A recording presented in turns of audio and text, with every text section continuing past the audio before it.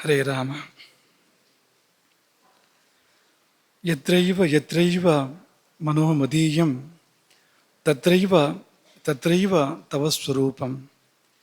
ಯತ್ರೈವ ಯತ್ರೈವ ಶಿರೋ ಮದೀಯಂ ತತ್ರೈವ ತತ್ರೈವ ಪದದ್ವಯಂ ತೇ.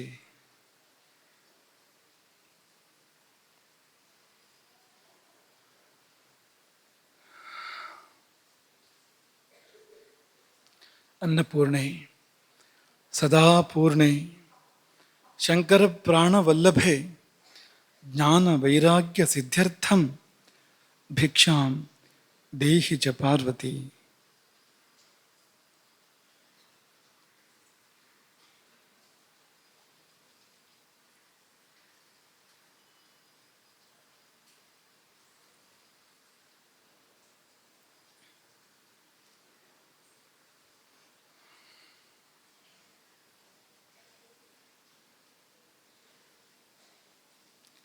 ಪ್ರತಿನಿತ್ಯ ನಮ್ಮಲ್ಲಿ ಏರ್ಪಡುತ್ತಿರುವ ಹಸಿವಿನ ಹಿಂದೆ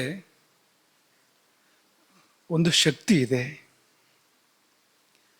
ಅದು ದೈವಿ ಶಕ್ತಿ. ಅದುವೇ ಅಗ್ನಿ. ದೇವತೆ ಎಂದು ಆ ಶಕ್ತಿಯನ್ನು ಅಲ್ಲಲ್ಲಿ ವರ್ಣನೆ ಮಾಡಲಾಗಿದೆ. ಕೆಲವೆಡೆ ದೇವರು ಎಂದೇ ವರ್ಣನೆ ಮಾಡಲಾಗಿದೆ. ದೇವತೆ ಮಾತ್ರ ಅಲ್ಲ, ಸಾಕ್ಷಾತ್ ಪರಮಾತ್ಮ. ಅದು ನಿನ್ನೆ ಮಹಾನಾರಾಯಣ ಉಪನಿಷತ್ತಿನಲ್ಲಿ ನಾವು ನೋಡಿದ ಹಾಗೆ ಸಬ್ರಹ್ಮ ಸಶಿವ ಸಹರಿ ಸೇಂದ್ರ ಸೋಕ್ಷರ ಪರಮಸ್ವರಾಟ್, ಇದೆಲ್ಲ ಆಗಿರುವಂಥ ಪರಮಾತ್ಮನೇ ಆ ಅಗ್ನಿ ಎಂಬುದಾಗಿ ಮಹಾನಾರಾಯಣ ವರ್ಣನೆ ಮಾಡಿದರೆ, ಪರಮಾತ್ಮನೇ ತಾನಾಗಿ ಶ್ರೀಕೃಷ್ಣ ಹೇಳಿದ್ದೇನೆಂದರೆ, ನಾನೇ ಅದು, ನಾನೇ ಅಗ್ನಿ. ಹೀಗಾಗಿ ನಾವು ಏನು ಊಟ ಮಾಡ್ತೀವೋ ಅದು ಅಲ್ಲಿಗೆ ಸಲ್ಲಬೇಕು. ಅಗ್ನಿಯ ಮೂಲಕ ದೈವೀಯ ಶಕ್ತಿಗಳಿಗೆ ಪರಮಾತ್ಮನಿಗೆ ಸಲ್ಲಬೇಕು. ಸಲ್ಲುವಂತೆ ನಾವು ಊಟ ಮಾಡಬೇಕು. ಎರಡೂ ಇದೆ. ನಾವು ದುರಾಹಾರವನ್ನು ಸೇವಿಸಿದರೆ ಅದು ಹೇಗೆ ಪರಮಾತ್ಮ ಸ್ವೀಕಾರ ಮಾಡೋದು? ಅಗ್ನಿದೇವ ಅದನ್ನು ಹೇಗೆ ಸ್ವೀಕಾರ ಮಾಡೋದು? ಅದಲ್ಲಿಗೆ ಸಲ್ಲೋದಿಲ್ಲ.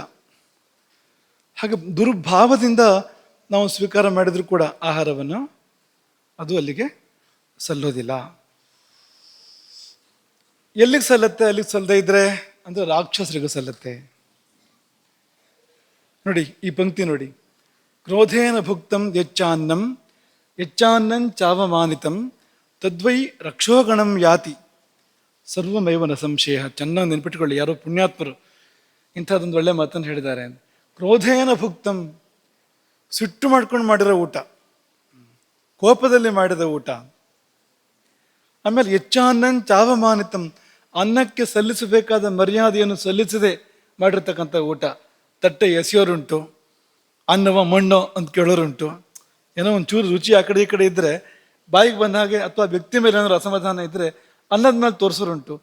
ಹೀಗೆ ಯಚ್ಚಾನ್ನಂ ಚಾವಮಾನಿತಂ, ಯಾವ ಅನ್ನಕ್ಕೆ ಅವಮಾನವಾಗಿ ನಾವು ಅದನ್ನು ಊಟ ಮಾಡ್ತೇವೋ ತದ್ವೈ ರಕ್ಷೋಗಣಂ ಯಾತಿ, ಆ ಊಟ ಪೂರ್ತಿ ಹೋಗೋದು ರಾಕ್ಷಸರಿಗೆ. ಸರ್ವಮೇವ, ಮತ್ತು ಒಂದು ಚೂರಾದರೂ ಕೂಡ ಅದು ದೇವತೆಗಳಿಗೋ ದೇವರಿಗೂ ಸಲ್ಲೋದಿಲ್ಲ. ನ ಸಂಶಯ, ಇದರಲ್ಲಿ ಯಾವ ಸಂದೇಹವೂ ಬೇಡ. ಏನಪ್ಪ ಇದು? ಆಯುರ್ವೇದವು ಇದೇ ಬಗ್ಗೆ ಮಾತನ್ನು ಹೇಳುತ್ತೆ. ಆಯುರ್ವೇದಲ್ಲೂ ಕೂಡ ಈರ್ಷ್ಯ ಅಥವಾ ಭಯ, ಕ್ರೋಧ, ದೈನ್ಯ ಇದೆಲ್ಲ ಇದ್ದಾಗ ಆಹಾರವು ಸಲ್ಲೋದಿಲ್ಲ, ಸಲ್ಲಬೇಕಾದಿಲ್ಲಿಗೆ ಸಲ್ಲೋದಿಲ್ಲ ಎಂಬುದಾಗಿ ಆಯುರ್ವೇದವು ಕೂಡ ಹೇಳುತ್ತೆ. ಜೀರ್ಣ ಆಗೋದಿಲ್ಲ. ಈರ್ಷ್ಯಾ ಭಯ ಕ್ರೋಧ ಪರೀಕ್ಷತೆಯೇನ ಲುಬ್ಧೇನ ಶುಗ್ ದೈನ್ಯ ನಿಪೀಡಿತೇನ ಪ್ರದ್ವೇಷಯುಕ್ತೇನ ಚ ಸೇವ್ಯಮಾನಂ ಅನ್ನಂ ನ ಸಮ್ಯಕ್ ಪರಿಣಾಮಮೇತಿ. ಇದು ಸುಶ್ರುತ ಸಂಹಿತೆ. ಈರ್ಷ್ಯಾ, ಅಸೂಯೆ, ಭಯ, ಕ್ರೋಧ ಇವುಗಳಿಂದ ನಾವು ಪರೀಕ್ಷಿತರಾಗಿದ್ದರೆ, ಲುಬ್ಧೇನ ಲೋಭ ಕೆಲಸ ಮಾಡ್ತಾ ಇದ್ರೆ, ಶುಕು ಅಂದರೆ ಶೋಕ ಕೆಲಸ ಮಾಡ್ತಾ ಇದ್ರೆ, ದೈನ್ಯದಿಂದ ನಾವು ಪೀಡಿತರಾಗಿದ್ದರೆ, ಪ್ರದ್ವೇಷಯುಕ್ತೇನ ಯಾರ ಮೇಲೂ ದ್ವೇಷ ಆ ಸಮಯದಲ್ಲಿ ತಾಂಡವಾಡ್ತಾ ಇದ್ರೆ ಆ ಅನ್ನ ಸರಿಯಾಗಿ ಜೀರ್ಣ ಆಗೋದಿಲ್ಲ. ನ ಸಮ್ಯಕ್ ಪರಿಣಾಮ ಮೇತಿ, ಹೇಗೆ ಪರಿಣಾಮ ಆಗಬೇಕೋ ಹಾಗೆ ಪರಿಣಾಮ ಆಗೋದಿಲ್ಲ ಅನ್ನ. ಹೇಗೆ ಪರಿಣಾಮ ಆಗಬೇಕು ಅಂದರೆ ರಸರಕ್ತ ಮಾಂಸಾದಿ ಧಾತುಗಳಾಗಿ ಪರಿವರ್ತನೆ ಆಗಬೇಕು, ಪಾಪರಹಿತವಾದ ಶುದ್ಧವಾದ ಧಾತುಗಳಾಗಿ ಪರಿವರ್ತನೆ ಆಗಬೇಕು, ಒಳ್ಳೆ ಮನಸ್ಸಾಗಿ ಪರಿವರ್ತನೆ ಆಗಬೇಕು. ಇದ್ಯಾವುದು ಆಗೋದಿಲ್ಲ. ಯಾಕೆಂದರೆ ಅದು ಅಗ್ನಿಯು ಆ ಕಡೆಗೆ ದೇವರು, ಈ ಕಡೆಗೆ ಅನ್ನವೂ ದೇವರು, ಮಧ್ಯೆ ಅವರು ಭಾವ ದುಷ್ಟವಾದಾಗ ತುಂಬ ದೋಷಪ್ರದವಾಗಿ ಪರಿಣಮಿಸುತ್ತೆ ಎರಡು ಕೂಡ. ಯಾಕೆಂದರೆ ಈಗ ದೊಡ್ಡವರಿಗೆ ಮಾಡಿದ ಸಣ್ಣ ಸೇವೆಗೂ ದೊಡ್ಡ ಪುಣ್ಯ ಇದೆ, ಸಣ್ಣ ಅಪಚಾರಕ್ಕೂ ದೊಡ್ಡ ಪಾಪ ಇದೆ, ಹಾಗಾಗ್ಬಿಡುತ್ತೆ ಇದು ಅಂತ. ಹಾಗಾಗಿ ಕ್ರೋಧೇನ ಭುಕ್ತಂ ನೆನ್ಪಿಟ್ಕೊಳ್ಳಿ. ಊಟ ಮಾಡುವಾಗ ಸಿಟ್ಟು ಮಾಡೋದು, ಊಟ ಮಾಡುವಾಗ ಒತ್ತಡ ಮಾಡ್ಕೊಳ್ಳೋದು, ಯಾರನ್ನೋ ನೆನಪು ಮಾಡ್ಕೊಂಡು ದ್ವೇಷ ಅವ್ರ ಮೇಲೆ, ಯಾರ ಬಗ್ಗೆನೋ ಹೊಟ್ಟೆ ಕೆಚ್ಚು, ಇದು ಯಾವುದೇ ಬಂದರೂ ಅನ್ನ ನಮಗೆ ಶತ್ರು ಆಗತ್ತೆ. ಅನ್ನ ರಾಕ್ಷಸರಿಗೆ ಸೇರುತ್ತೆ ಅಂದ್ರೆ ಏನು ಅಂದರೆ ಇದೆಲ್ಲ ರಾಕ್ಷಸ ಭಾವಕ್ಕೆ ಪರಿವರ್ತನೆ ಆಗ್ತಾ ಹೋಗುತ್ತೆ. ನಮ್ಮ ಶರೀರ, ಮನಸ್ಸು, ವ್ಯವಸ್ಥೆ ಎಲ್ಲವೂ ಕೂಡ ರಾಕ್ಷಸ ಭಾವಕ್ಕೆ ಪರಿವರ್ತನೆ ಆಗ್ತಾ ಹೋಗುತ್ತೆ. ಯಾಕೆಂದರೆ ಅದಕ್ಕೆ ಕಾರಣಗಳಿದೆ. ಹೊರಶುದ್ಧಿಗಳು ಇರ್ಬೋದು, ಹೊರಗಡೆಯಿಂದ ಬೇಕಾದಷ್ಟು ಶುದ್ಧಿ ಪ್ರಕ್ರಿಯೆಗಳನ್ನು ಮಾಡಿರ್ಬೋದು, ಅವ್ರ ಮನಸ್ಸು ಶುದ್ಧಿ ಇರಬೇಕು. ಇಲ್ಲದೆ ಇದ್ರೆ ಅಲ್ಲಿಗೆ ಯಾಕೆ ತಲ್ಲುತ್ತೆ ಅಂದರೆ ಯಾವುದೇ ಭಾವ ಆಡುವಾಗ ನಮ್ಮಲ್ಲಿ ಅದ್ರ ಹಿಂದೆ ಯಾರೋ ಶಕ್ತಿಗಳು ಇರ್ತಾರೆ ಅಂತಲೇ ಲೆಕ್ಕ. ಉದಾಹರಣೆಗೆ ಸಿಟ್ಟು ಬಂತು ಅಂದರೆ ಹಿಂದೆ ರಾಕ್ಷಸರಿದ್ದಾರೆ ಅಂತ, ಯಾವುದೋ ಅಸುರ ಶಕ್ತಿ ಕೆಲಸ ಮಾಡ್ತಾ ಇದೆ. ದಯೆ, ಅದ್ರ ಹಿಂದೆ ಯಾವುದೋ ದೇವತೆ ಕೆಲಸ ಮಾಡ್ತಾ ಇದೆ. ಒಂದು ಸದ್ಭಾವ ಆಡಿದರೆ ಅದ್ರ ಹಿಂದೆ ದೇವತೆಗಳಿದ್ದಾರೆ, ಒಂದು ದುರ್ಭಾವ ಆಡಿದರೆ ಅದ್ರ ಹಿಂದೆ ಅಸುರರಿದ್ದಾರೆ, ಅಸುರ ಶಕ್ತಿಗಳಿದ್ದಾರೆ. ಹಾಗಾಗಿ ದುರ್ಭಾವ ಆಡ್ತಾ ಇದೆ ನಾವು ಊಟ ಮಾಡುವಾಗ ಅಂದರೆ ಹಿಂದಿರುವ ಶಕ್ತಿ ತಗೊಳತ್ತೆ ಅದನ್ನ ಅಂತ, ಆ ಊಟವನ್ನ ಅಂತ. ಸದ್ಭಾವ ಆಡ್ತಾ ಇದ್ರೆ ಆಗಲೂ ಕೂಡ ಹಿಂದಿರುವ ಶಕ್ತಿ ಅದು, ದೇವತಾ ಶಕ್ತಿ ಅದು, ಅದು ಸ್ವೀಕಾರ ಮಾಡುತ್ತೆ. ದಯೆಗೆ ಬೇರೆ ದೇವತೆ ಇದೆ, ಅಥವಾ ಕ್ಷಮೆಗೆ ಬೇರೆ ದೇವತೆ ಇದೆ. ಪ್ರತಿಯೊಂದು ಕೂಡ ದಿವ್ಯ ಭಾವಗಳು, ದೈವ ಭಾವಗಳು ಇವೆಲ್ಲವೂ ಕೂಡ. ಹಾಗಾಗಿ ಹಿಂದೆ ದೇವತೆಗಳಿರ್ತಾರೆ, ನಮಗೆ ಕಲ್ಪನೆ ಇರೋದಿಲ್ಲ ಅಂತ. ನಾವು ಸುಮ್ಮನೆ ಊಟ ಮಾಡ್ತಾ ಇರ್ತೇವೆ, ಮನಸ್ಸಲ್ಲಿಂದ ಬರ್ತಾ ಇರುತ್ತೆ, ಹೋಗ್ತಾ ಇರುತ್ತೆ. ಆದ್ರೆ ಒಳ್ಳೇದು ಬಂದಾಗ ಹಿಂದೆ ದೇವತೆಗಳು, ಕೆಟ್ಟದ್ದು ಬಂದಾಗ ಹಿಂದೆ ರಾಕ್ಷಸರು ಇರ್ತಾರೆ, ಅವರು ಅದನ್ನ ತಗೊಳ್ತಾರೆ. ಅಗ್ನಿ ಹಾಗೆ ಪರಿವರ್ತನೆ ಮಾಡಿಕೊಡುತ್ತೆ ಅದನ್ನ ಆಗ ಅಂತ. ಓಹೋ, ನಿನಗೆ ಆಗ್ಬೇಕಾಗಿರೋದು ತಗೋ ಅಂತ. ಅದೇ ಅಗ್ನಿಯೇ ಆ ಸ್ವರೂಪಕ್ಕೆ ಪರಿವರ್ತನೆಯಾಗಿ ಅಂಥದ್ದನ್ನು ಕೊಡುತ್ತೆ. ಈಗ ಅಗ್ನಿಯಲ್ಲಿ ಉದಾಹರಣೆಗೆ ಹೋಮಾಗ್ನಿ ಅಂತ ತಗೊಂಡ್ರೆ, ಹೋಮಾಗ್ನಿಯಲ್ಲಿ ನಮ್ಮ ಉದ್ಧಾರಕ್ಕೆ ಬೇಕಾದನ್ನು ಕೂಡ ನಾವು ಆಹುತಿ ಹಾಕಿ ತಗೋಬಹುದು. ಹಾಗೆ ಅಭಿಚಾರವನ್ನು ಕೂಡ ಮಾಡ್ಬೋದು, ಯಾರನ್ನ ಹಾಳು ಮಾಡಬೇಕು ಅಂತ ಕೂಡ ಹೋಮ ಮಾಡೋಕ್ಕೆ ಸಾಧ್ಯ ಇದೆ. ಹಾಗೆ ಅಂತ ಹಾಗೆ ಭಾವ ಮಾತ್ರ ಅಲ್ಲ, ಭಂಗಿ ಕೂಡ ತುಂಬ ಮುಖ್ಯ ಅಂತ. ಯಾಕೆಂದ್ರೆ ಅದು ದೇವತೆ ಅಗ್ನಿ ಅನ್ನೋದು. ಭಂಗಿ ಅಂದ್ರೆ ತಿಷ್ಠನ್ ಭುಂಜಾನೋ ಯತ್ಕಿಂಚಿತ್ ಪಿಮೌಶ್ಚೈವ ಹಿ ಮಾನವಃ. ನಿಂತು ನಾವು ತಿಂತಾ ಇದ್ರೆ, ಕುಡಿತಾ ಇದ್ರೆ, ರಾಕ್ಷಸೈಸ್ತತ್ ಸಮಾಕ್ರಾಂತಂ ನ ದೇವಾನ ನ ಪಿತೃಣಾಂ. ನಾವು ನಿಂತು ತಿಂತಾ ಇದ್ರೆ, ಕುಡಿತಾ ಇದ್ರೆ ಅದನ್ನು ತಗೊಳ್ಳಕ್ಕೆ ರಾಕ್ಷಸರು ಕಾಯ್ತಾರೆ, ಅದನ್ನ ಅವರು ತಗೋತಾರೆ. ಸ್ಪಷ್ಟವಾಗಿದೆ ನೋಡಿ, ತಿಷ್ಟನ್ ಭುಂಜಾನೋ ಯತ್ಕಿಂಚಿತು ಪಿಬಂಶ್ಚೈವ ಹಿ ಮಾನವ. ನಿಂತು ಓಡಾಡ್ತಾ ಕುಡಿದು ತಿಂದು ಮಾಡಿದ್ರೆ ಅದು ರಾಕ್ಷಸರಿಗೂ ಸಲ್ಲತ್ತೆ. ಯಾಕೆಂದ್ರೆ ಈ ಭಂಗಿ ಇದೆಯಲ್ಲ, ಕುಳಿತ ಭಂಗಿ, ಈ ಭಂಗಿ ನಾವು ನಿಮಗೆ ಕುಳಿತ ಭಂಗಿ ಇದೆಯಲ್ಲ, ಇದು ಸತ್ವಗುಣದ ಉದ್ರೇಕಕ್ಕೆ ಕಾರಣ ಆಗುವಂಥದ್ದು. ಈ ಭಂಗಿ ಇದು ರಜಸ್ಸು ತಮಸ್ಸುಗಳ ಹರಿವೆಯನ್ನು ನಿಲ್ಲಿಸತ್ತೆ. ಈ ಅಡ್ಡಡ್ಡ ಕಾಲು ಹೀಗೆ ಬಂದಿದೆ, ಅದೆಲ್ಲ ಏನು ಮಾಡುತ್ತೆ ಅಂದರೆ ಈ ಬಗ್ಗಿದೆಲ್ಲ, ಸೊಂಟ ಜಾಗದಲ್ಲಿ ಬಗ್ಗಿದೆ, ಮೊಣಕಾಲಿನ ಜಾಗದಲ್ಲಿ ಬಗ್ಗಿದೆ, ಈ ಭಾಗಗಳು ರಜಸ್ಸು ತಮಸ್ಸುಗಳ ಹರಿವೆಯನ್ನು ನಿಲ್ಲಿಸುತ್ತವೆ. ಸತ್ವಗುಣ ಪ್ರಧಾನವಾಗಿ ಕೆಲಸ ಮಾಡುತ್ತೆ ಆ ಸಮಯದಲ್ಲಿ. ಹಾಗೆ ಊಟ ಮಾಡಿದರೆ ಅದು ದೈವಿ ಶಕ್ತಿಗಳಿಗೆ ಸಲ್ಲುವಂಥದ್ದು. ಅದು ಬಿಟ್ಟು ನಿಂತು ಓಡಾಡ್ತಾ ಊಟ ಮಾಡಿದರೆ ರಜಸ್ಸು ತಮಸ್ಸು ಜಾಸ್ತಿ ಕೆಲಸ ಮಾಡುತ್ತೆ. ಅದೇ ರಾಕ್ಷಸರಂದ್ರೆ ರಜಸ್ಸು, ರಾಜಸಿಕ ತಾಮಸಿಕ ಶಕ್ತಿಗಳು ಅವ್ರು ತಗೊಳ್ತಾರೆ ಅದನ್ನು. ಹಾಗೆ ಒಂದೊಂದರಲ್ಲೂ ಕೂಡ ಸೂಕ್ಷ್ಮಗಳಿದೆ. ಪ್ರಾಣಾಹುತಿಗಳನ್ನ ಸ್ವೀಕಾರ ಮಾಡಬೇಕಾದ್ರೆ ಪ್ರಾಣಾಯ ಸ್ವಹ ಅಪಾನಾಯ ಸ್ವಹ ನಿಯಮ ಏನು ಅಂದರೆ, ನೇರ ಅದು ಸೀದಾ ಒಳಗಡೆ ಹೋಗಬೇಕು, ಹಲ್ಲಿಗೆ ತಾಕಬಾರ್ದು, ಹಲ್ಲಲ್ಲಿ ಅಗಿಬಾರ್ದು ಅಲ್ವಾ. ಅಗಿದ್ರೆ ಏನಾಗುತ್ತೆ ಅಂದರೆ ದಂತ ಸಂಸ್ಪರ್ಶನೆ ತಸ್ಯ ಅಸುರಾ ಪ್ರತಿಬಂಧಿತ. ದಂತ ಸಂಸ್ಪರ್ಶನೆ ಹಲ್ಲಿಗೆ ತಾಕಿದ್ರೆ ಅಸುರರು ಸ್ವೀಕಾರ ಮಾಡ್ತಾರೆ, ರಾಕ್ಷಸರು ಸ್ವೀಕಾರ ಮಾಡ್ತಾರೆ ಅದನ್ನು. ನಮ್ಮದೇ ಹಲ್ಲು, ಅದರ ಹಲ್ಲು ಅಂದರೆ ಸ್ವಲ್ಪ ರಾಕ್ಷಸರಿಗೆ ಹತ್ತಿರ ಇದೆ ಅಲ್ವಾ.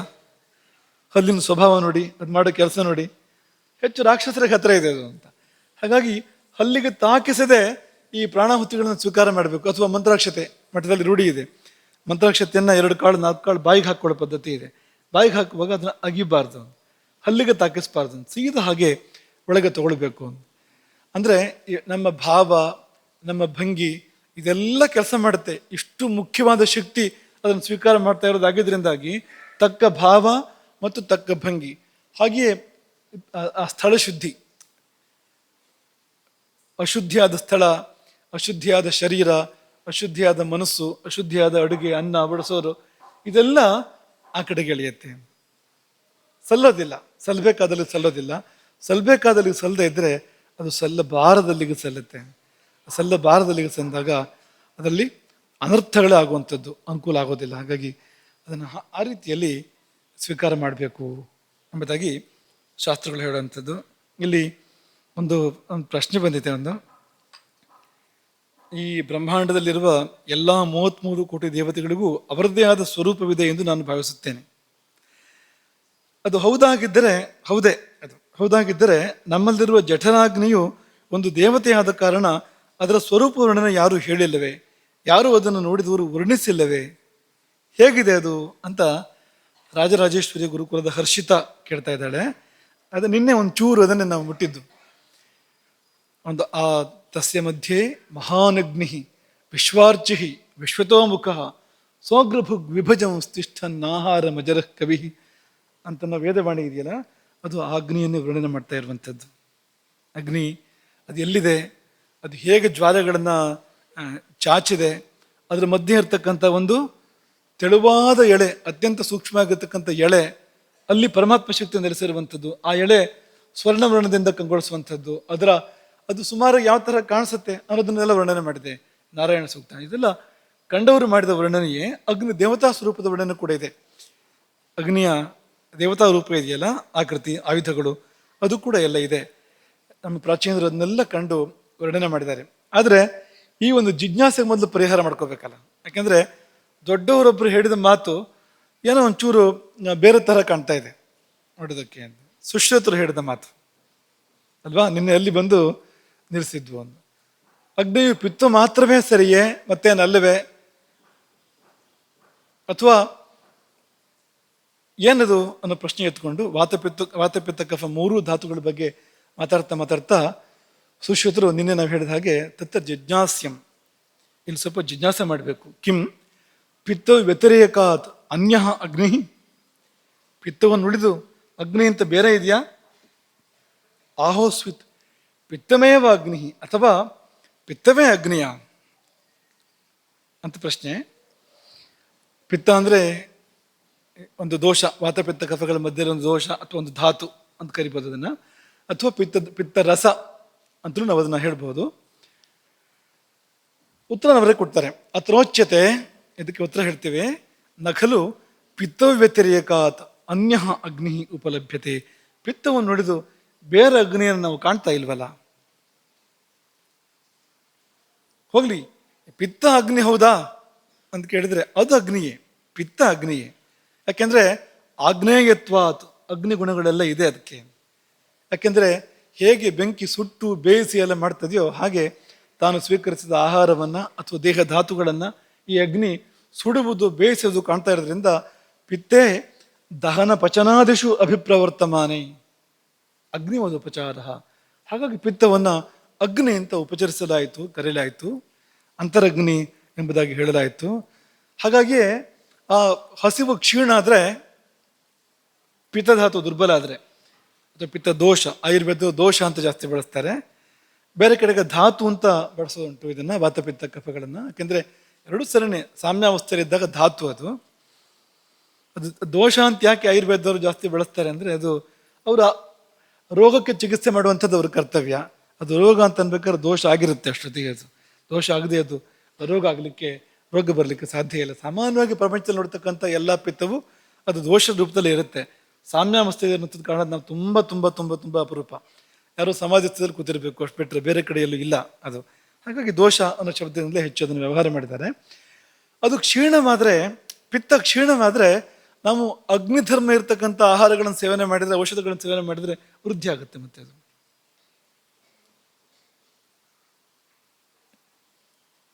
ಅಗ್ನಿ ಮಂದಾದಾಗ ಅಥವಾ ಪಿತ್ತ ಮಂದಾದಾಗ ನಾವು ನಿನ್ನೆ ಹೇಳಿದ ಹಾಗೆ ಶುಂಠಿಯನ್ನೋ ಅಥವಾ ಇಂಗನ್ನೋ ಅಂಥದ್ದನ್ನು ನಾವು ಉಪಯೋಗ ಮಾಡ್ತೇವೆ.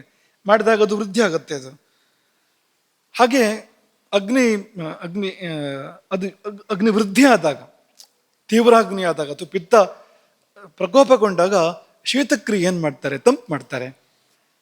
ಇದರ ಅರ್ಥ ಏನು ಅಂದರೆ ಆ ಪಿತ್ತವೇ ಅಗ್ನಿ ಅನ್ನೋದು. ಆದರೆ ಪಿತ್ತ ಬಿಟ್ಟು ಬೇರೆ ಅಗ್ನಿಯನ್ನ ಶಾಸ್ತ್ರಗಳನ್ನು ನೋಡಿದಾಗಲೂ ಕೂಡ ಆಗಮಾಚ ನಪಶ್ಯಾಮ, ಏನು ಕಾಣ್ತಾ ಇಲ್ಲ ನಮಗೆ ಅಂತ ಸುಶ್ರುತರು ಹೇಳ್ಬಿಟ್ರು. ನಾವು ಹೇಳ್ತಿರೋದು ದೇವರು ದೇವತೆ ಅಂತೆಲ್ಲ ಹೇಳ್ತಾ ಇದ್ದೆ ನಾವು. ಇವರು ಪಿತ್ತ ಬಿಟ್ಟು ಬೇರೆ ಅನ್ನೋದೇ ಅಗ್ನಿ ಅಂತಂದ್ರೆ ಅಂತ ಕೇಳ್ತಾ ಇದ್ದಾರೆ. ಸುಶ್ರುತರನ್ನು ನಾವು ಬಿಟ್ಟು ಹೋಗೋ ಹಾಗಿಲ್ಲ. ಏನಪ್ಪ ಮಾಡೋದು ಅನ್ನೋ ಸಂದಿಗ್ಧ. ಆದರೆ ಸ್ವಲ್ಪ ವಿವೇಚನೆ ಮಾಡಿದರೆ ಅಗ್ನಿಗೂ ಪಿತ್ತಕ್ಕೂ ವ್ಯತ್ಯಾಸ ಇದೆ. ಪಿತ್ತರಸ ಇದೆಯಲ್ಲ, ಅದಕ್ಕೂ ಅಗ್ನಿಗೂ ವ್ಯತ್ಯಾಸಗಳು ಕೂಡ ಇದೆ. ಅಗ್ನಿ ಊರ್ಧ್ವಗತಿ ಯಾವಾಗಲೂ ಅಲ್ವಾ? ಪ್ರಸಿದ್ಧ ಮೂರ್ಧ್ವಜ್ವಲನಂ ಹವಿರ್ಭುಜ. ಅಗ್ನಿಗೆ ಊರ್ಧ್ವಜ್ವಲನ ಪ್ರಸಿದ್ಧ, ಮೇಲ್ಮುಖವಾಗಿ ಉರಿಯುವಂಥದ್ದು. ನೀವು ಕೊಳ್ಳಿಯನ್ನು ಕೆಳಮುಖವಾಗಿ ಹಿಡ್ಕೊಂಡ್ರೆ ರಾಮಭದ್ರಾಚಾರ್ಯ ಹೇಳ್ತಾ ಇದ್ರು ಯಾವಾಗಲೂ ಅಗ್ನಿಗೆ ಅಧೋಗತಿ ಮಾಡ್ತಾನೆ ಅಂಥೇಳಿ ಉರಿಯುವ ಕೊಳ್ಳಿಯನ್ನ ಅಧೋಮುಖವಾಗಿ ಹಿಡ್ಕೊಂಡ್ರೆ ಅವಾಗೇನಾಗುತ್ತೆ? ಅಗ್ನಿ ಅಧೋಮುಖ ಆಗುತ್ತಾ? ಕೊಳ್ಳಿ ಅಧೋಮುಖ ಆಗುತ್ತೆ ಅಷ್ಟೇ, ಅಗ್ನಿ ಮತ್ತೆ ಊರ್ಧ್ವಕ್ಕೆ ಉರಿಯುವಂಥದ್ದು ಅಂತ. ಹಾಗಾಗಿ ಅದರದ್ದು ಊರ್ಧ್ವಗತಿ ಅಗ್ನಿಯದು. ಪಿತ್ತ ರಸ ಅದರದ್ದು ಅಧೋಗತಿ. ರಸ ಆದ ಕಾರಣ ಅದು ಹರಿಬೇಕು ಕೆಳಮುಖವಾಗಿ. ಅದು ಅಗ್ನಿಗೆ ಯಾವ ರಸ ಗಂಧಗಳಿಲ್ಲ. ಅಗ್ನಿ ಪರಿಮಳ ಯಾವುದು ಹೇಳಿ ನೋಡೋಣ? ಸುಟ್ಟ ಮೇಲೆ ಸುಟ್ಟ ಪರಿಮಳ ಬರ್ಬೋದು, ಅದು ಆ ವಸ್ತುವಿನದ್ದು, ಅಗ್ನಿಯದ್ದಲ್ಲ. ಅಗ್ನಿಗೆ ಯಾವ ಪರಿಮಳ? ಹೋಗ್ಲಿ, ಈ ಪರಿಮಳ ಗೊತ್ತಿಲ್ಲದ್ರೆ ಪರವಾಗಿಲ್ಲ. ಅಗ್ನಿ ರುಚಿ ನೋಡಿದ್ದೀರಾ ಹೇಗಿದೆ ಅಂತ ನೀವು? ಅಗ್ನಿ ಹೇಗಿದೆ? ಸಿಹಿ ಇದೆಯಾ, ಕಹಿ ಇದೆಯಾ, ಉಪ್ಪಿದೆಯಾ? ಹೇಗಿದೆ ಅಗ್ನಿ? ನಾಲಿಗೆ ಹಾಕಿ ನೋಡಿದ್ರೆ ಒಂದ್ ವೇಳೆ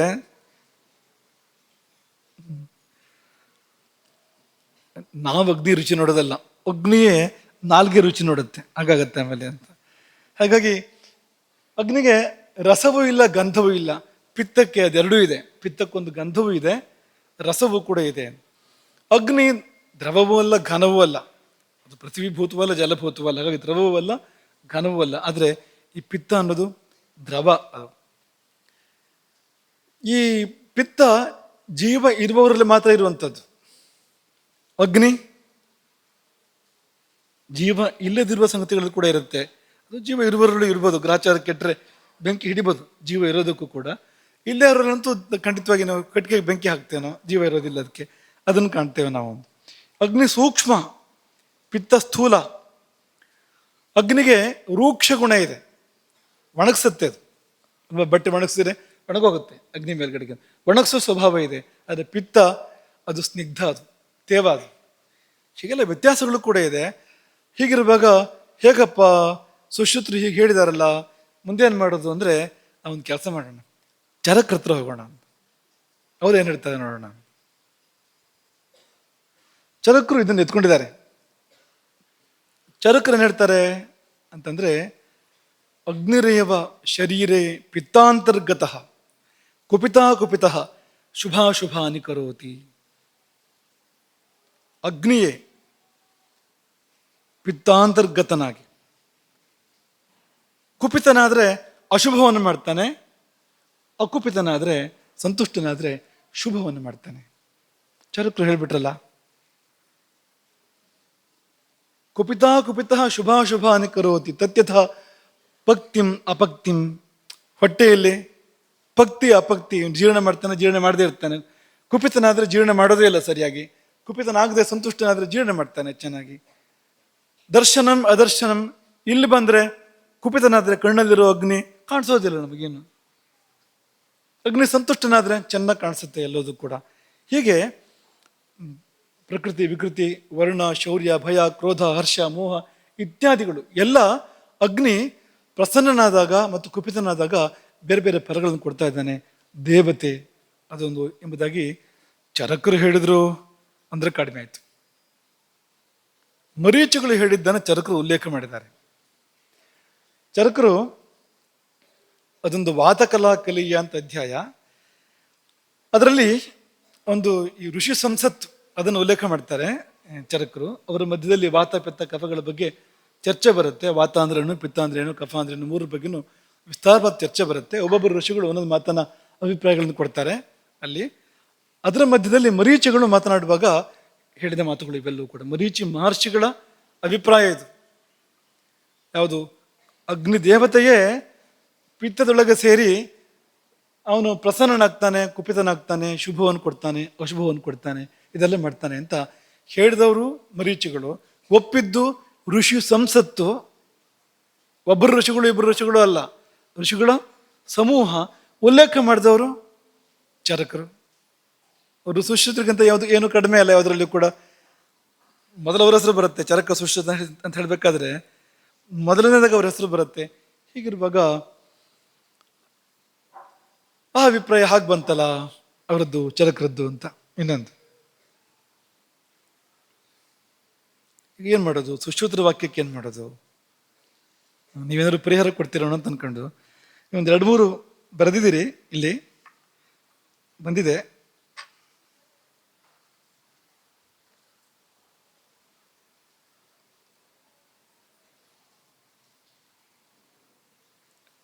ಇದು ನಮ್ಮ ಮನಸ್ಸಲ್ಲಿದೆ, ನೀವು ಬರೆದಿರೋದು.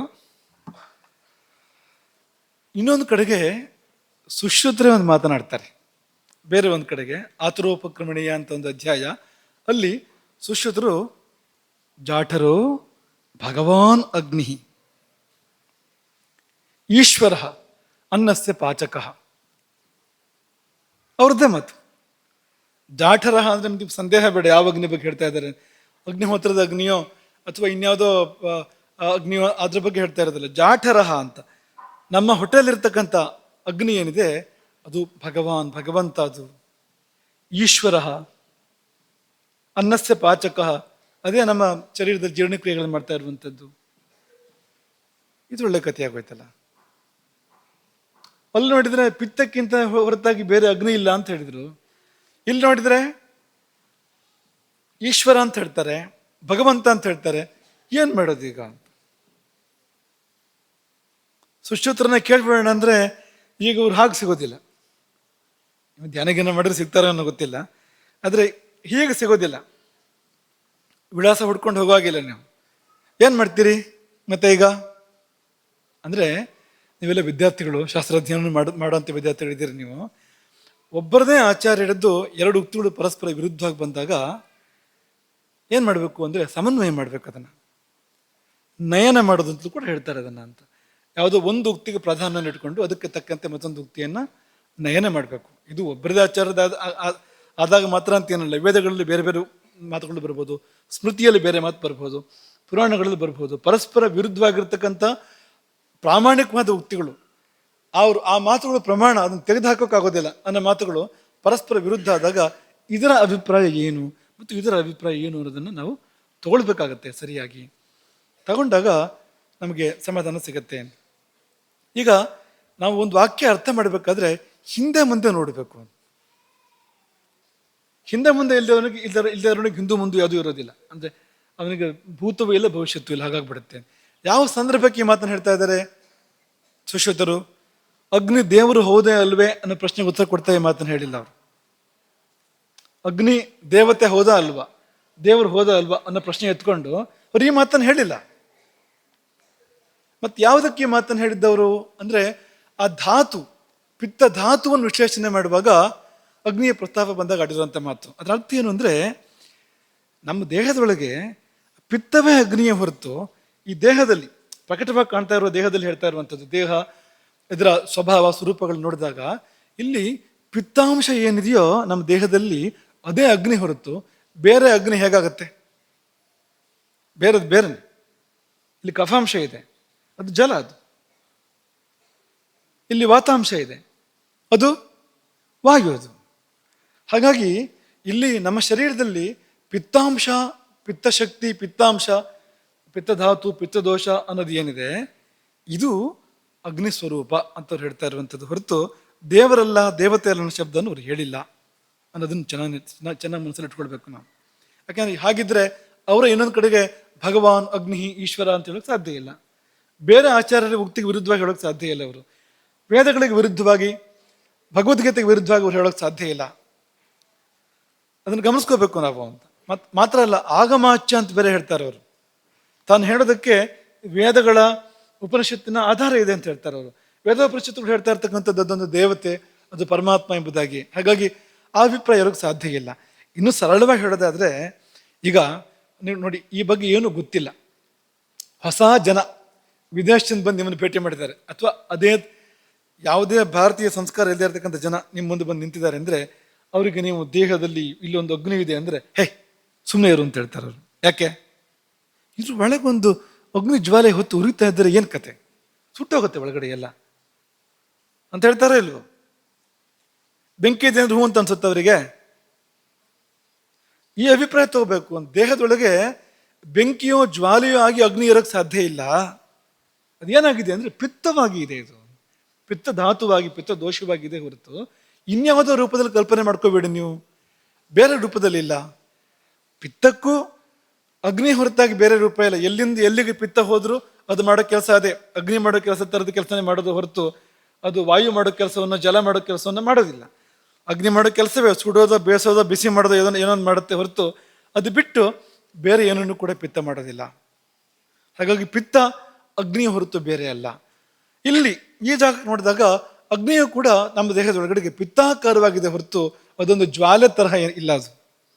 ಅದು ಮಾಮೂಲಿ ಬೆಂಕಿ ತರಹ, ಲೌಕಿಕವಾದ ಅಗ್ನಿ ತರಹ ಇಲ್ಲ ಅನ್ನೋ ಅಭಿಪ್ರಾಯವನ್ನು ನಾವು ತಗೋಬೇಕು. ಅದನ್ನು ಚೆನ್ನಾಗಿ ನೀವು ಮನಸ್ಸಲ್ಲಿ ಇಟ್ಕೊಳ್ಬೇಕು. ಯಾಕೆಂದ್ರೆ ಇಲ್ಲಿಯವರು ಹೊಂದ್ಕೊಳ್ಳೋದೇ ಇಲ್ಲ, ಮತ್ತು ಅವ್ರು ಹಾಗೆ ಹೇಳಿಲ್ಲ. ಅವರು ದೇವ, ದೇವತೆ, ಪರಮಾತ್ಮ ಈ ವಿಷಯವನ್ನು ತೆಗೆದಿಲ್ಲ. ಅವ್ರು ಮಾತಾಡ್ತಿರೋದು ಧಾತು ಬಗ್ಗೆ. ಪಿತ್ತ ಅನ್ನುವ ಧಾತು, ಅಥವಾ ಧಾತು ಅಂದರೆ ಆಯುರ್ವೇದರು ದೋಷ ಅನ್ನೋ ಶಬ್ದದಲ್ಲಿ ಕರೀತಾರೆ ಅದನ್ನ. ದೋಷದ ಬಗ್ಗೆ ಮಾತಾಡ್ತಾ ಇರುವಂಥದ್ದು ಅನ್ನೋದನ್ನು ತಗೋಬೇಕು. ಹಾಗಾಗಿ ಅವರು ಬೇರೆ ಥರ ಹೇಳಿಲ್ಲ. ಆಯ್ತು, ಯಾರು ಅಂಥ ಜಗಮಂಡ್ರು, ಅವ್ರು ಹೇಳಿದ್ದ ಭಾಷೆ ಅರ್ಥ ಆಗೋದಿಲ್ಲ ಅಂಥವ್ರು ಇದ್ದಾರೆ ಅಂತ ಅನ್ಕೊಳ್ಳಿ. ಅವ್ರು ಇಲ್ಲ, ನಾವು ಒಪ್ಪೋದಿಲ್ಲ. ಸುಶ್ರುತರು ಹೇಳಿದ್ದು ಅಗ್ನಿ ಅಂದರೆ ಪಿತ್ತವೇ, ಬೇರೆ ಏನೂ ಅಲ್ಲ, ದೇವತೆ ಇಲ್ಲ, ಪಿತ್ತವೇ ಅಂತ ಯಾರು ಹಠ ಹಿಡಿತಾರೆ ಅಂದರೆ ಆಯ್ತಪ್ಪ, ಒಪ್ಕೊಳ್ಳೋಣ, ಅಗ್ನಿ ಅಂದರೆ ಪಿತ್ತ ಮಾತ್ರ, ಬೇರೆ ಏನೂ ಅಲ್ಲ. ಹಾಗೆಯೂ ಅದು ದೇವರು. ಯಾಕೆಂದ್ರೆ ಪಿತ್ತ ಅಂದ್ರೆ ಈಶ್ವರ, ರುದ್ರ.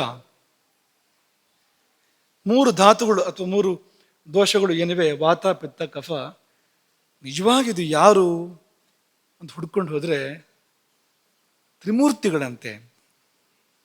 ವಾತವೇ ಬ್ರಹ್ಮ, ಪಿತ್ತವೇ ರುದ್ರ, ಮತ್ತು ಶ್ಲೇಷ್ಮ ಅಥವಾ ಕಫವೇ ವಿಷ್ಣು.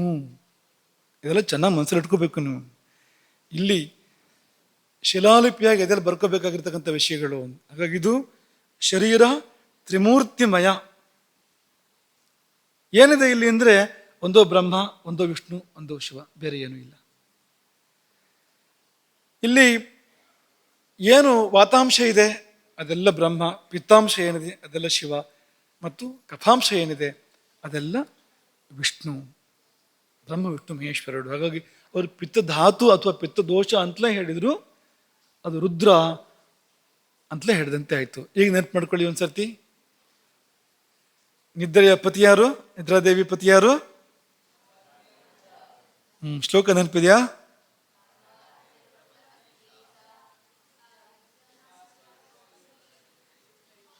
ಏನದು ಸರಿಯಾಗಿ ಹೇಳಿ.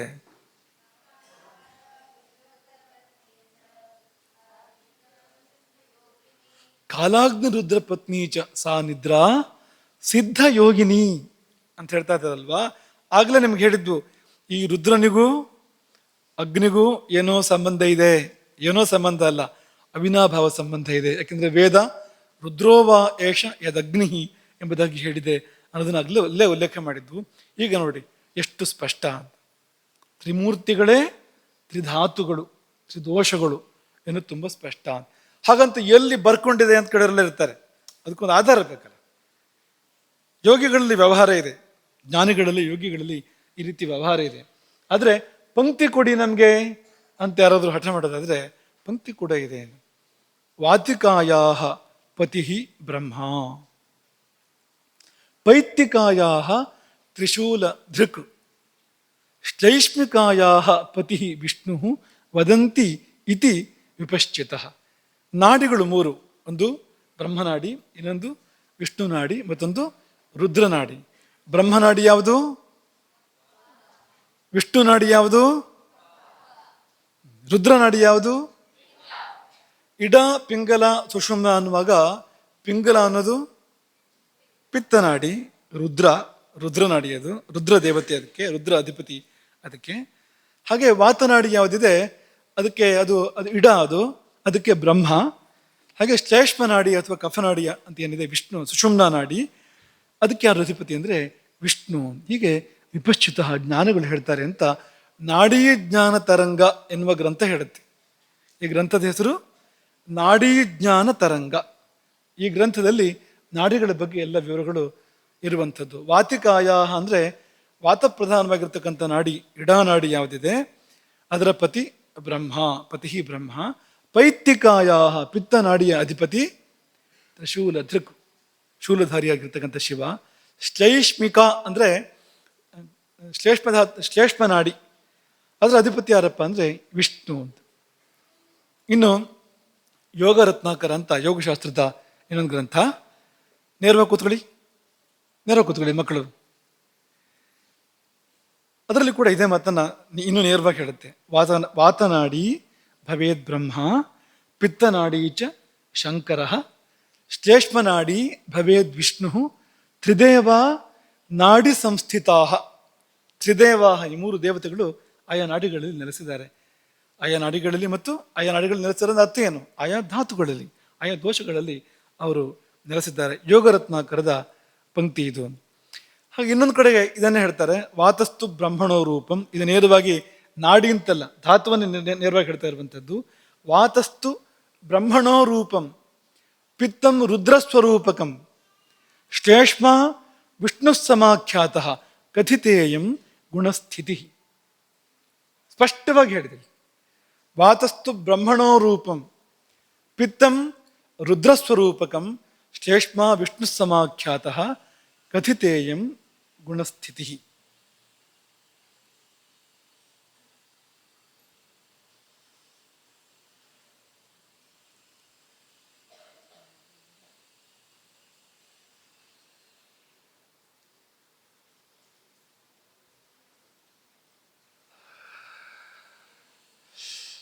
ಹಾಗೆ ವಾತಸ್ಥಾನ ಎಲ್ಲಿ ಬಂತು? ಎಲ್ಲಿಂದ ಎಲ್ಲಿವರೆಗೆ ವಾತಸ್ಥಾನ ಗೊತ್ತಾ ನಿಮ್ಗೆ? ಅಲ್ವಾ?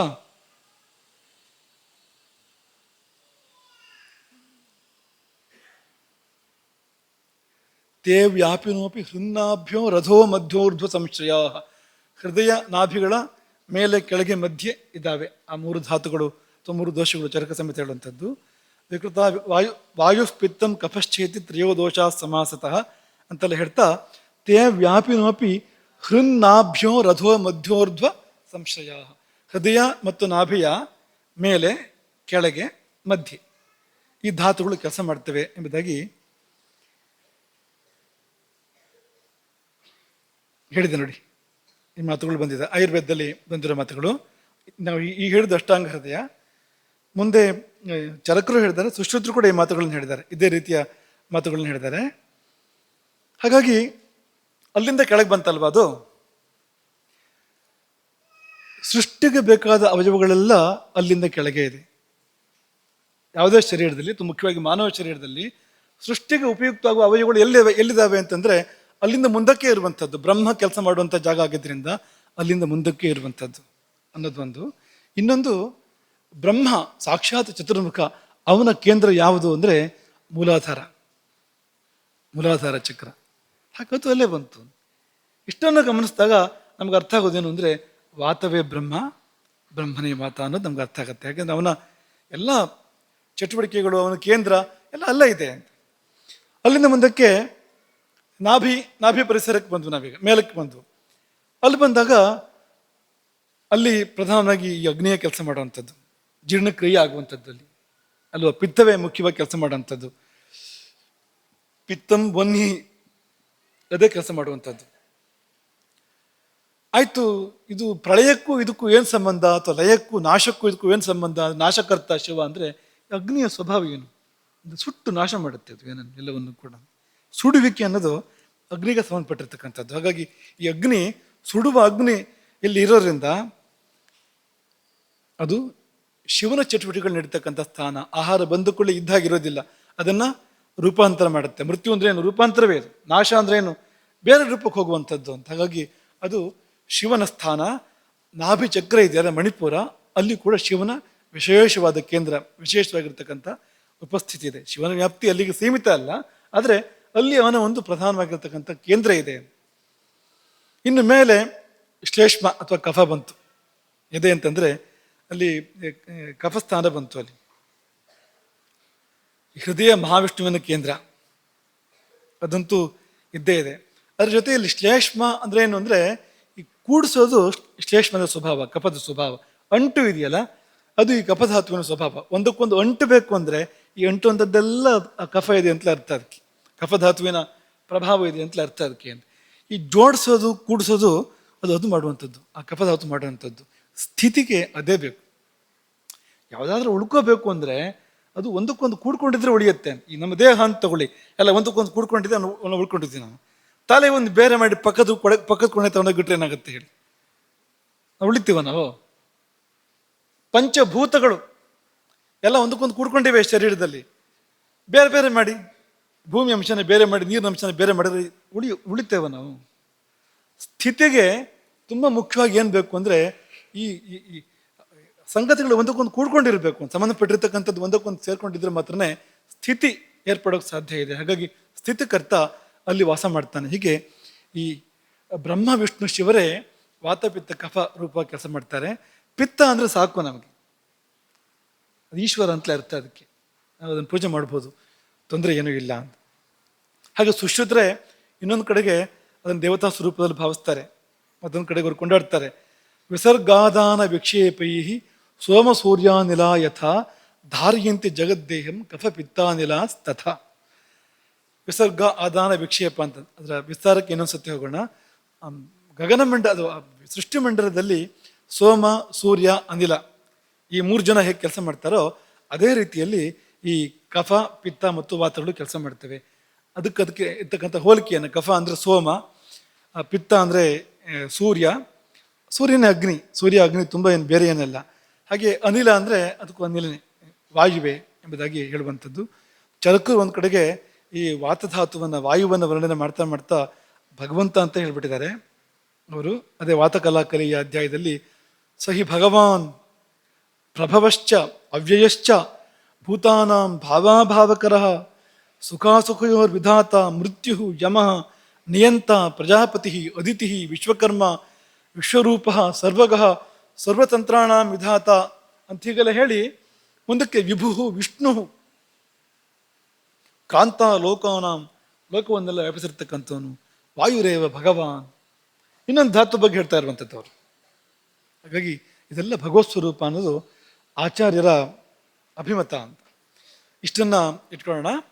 ಇದರಲ್ಲಿ ಒಂದು ದೃಷ್ಟಾಂತ ಈ ಸಮಯದಲ್ಲಿ ನಿಮಗೆ ಎರಡು ದೃಷ್ಟಾಂತ ಹೇಳಕ್ಕೆ ಬಯಸ್ತೇನೆ ನಿಮಗೆ. ಇದು ಕೇವಲ ಪಿತ್ತ ಅನ್ನುವಂಥದ್ದೊಂದು ಭೌತಿಕವಾದ ಸಂಗತಿ, ಇದು ಅದ್ರಲ್ಲಿ ದೇವತಾತ್ಮಕ ಅಲ್ಲ ಅಂತಾದರೆ ಈ ಮುಂದಿನ ಉದಾಹರಣೆ, ಮುಂದಿನ ದೃಷ್ಟಾಂತ ಹೊಂದ್ಕೊಳ್ಳೋದಿಲ್ಲ ಅದಕ್ಕೆ. ಇದು ಜ್ಞಾನದೇವ ಅಥವಾ ಜ್ಞಾನೇಶ್ವರ ಗೊತ್ತಲ್ವ ನಿಮಗೆ? ಸಂತಶ್ರೇಷ್ಠರು ಎಲ್ಲಿಯವರು ಇವರು? ಯಾವ ಪ್ರದೇಶದವರು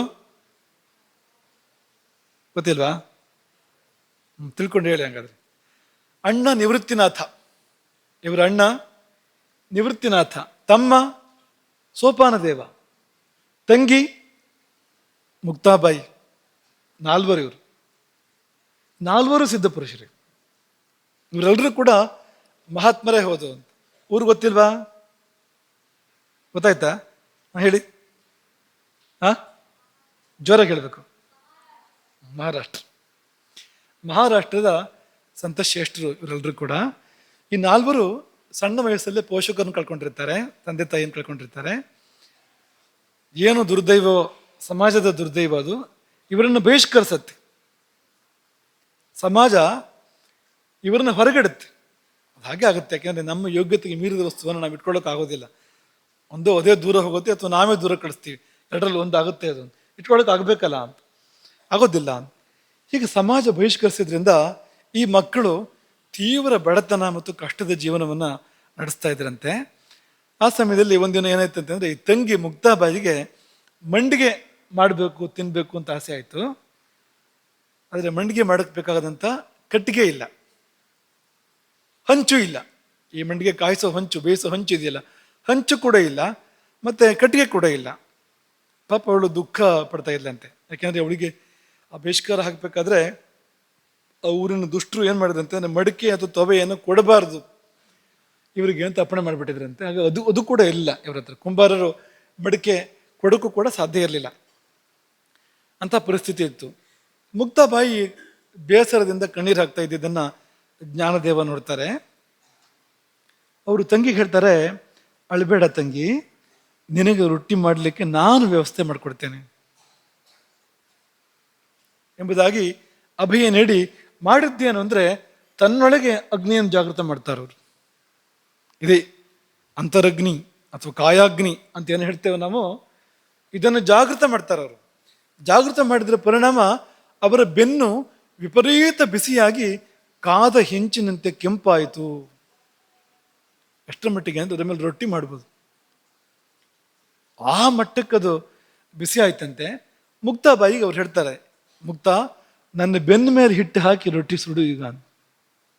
ಹಾಗೆ ರೊಟ್ಟಿ ಮಾಡಿದ್ಲು ಅವಳು ಎಂಬುದಾಗಿ ಈ ದೃಷ್ಟಾಂತ ಇರುವಂಥದ್ದು. ಈ ದೃಷ್ಟಾಂತಕ್ಕೆ ಔಚಿತ್ಯ ಬರೋದು ಯಾವಾಗ ಅಂದರೆ, ಈ ಅಗ್ನಿ ಮತ್ತದರ ಮಹಿಮೆ ಅದು ನಮ್ಮೊಳಗಿದೆ. ಇದೆಲ್ಲ ಸತ್ಯವಾದ ಮಾತ್ರವೇ ಈ ದೃಷ್ಟಾಂತಕ್ಕೊಂದು ಅರ್ಥ ಬರುವಂಥದ್ದು. ಅದು ತ್ರಿಮೂರ್ತಗಳಲ್ಲಿ ಒಂದು ಅನ್ನುವಾಗ ಅದು ನಮ್ಮೊಳಗಿರ್ತಕ್ಕಂಥ ಅಗ್ನಿ ಇದೆಯಲ್ಲ, ಅದೇ ರುದ್ರದೇವ ಪ್ರಳಯ ಕಾಲದಲ್ಲಿ ತನ್ನ ನೇತ್ರಾಗ್ನಿಯಿಂದ ಪ್ರಪಂಚವನ್ನು ಸುಡುವಂಥ ರುದ್ರಶಕ್ತಿ ಅದು ಅನ್ನೋದು ನಮ್ಮ ಮನಸ್ಸಿಗೆ ಬಂದಾಗ ಅಸಾಧ್ಯವಾಗಿದ್ದು ಯಾವುದೂ ಇಲ್ಲ. ಅದಕ್ಕೆ ಆ ಅಗ್ನಿಯನ್ನು ಜಾಗೃತ ಮಾಡ್ಕೊಂಡು ಏನು ಬೇಕಾದರೂ ಕೂಡ ಮಾಡಬಹುದು ಅಂತ. ಹಾಗೊಂದು ಇನ್ನೊಂದು ದೃಷ್ಟಾಂತವನ್ನು ಕೂಡ ಹೇಳ್ತಾರೆ. ಒಬ್ಬ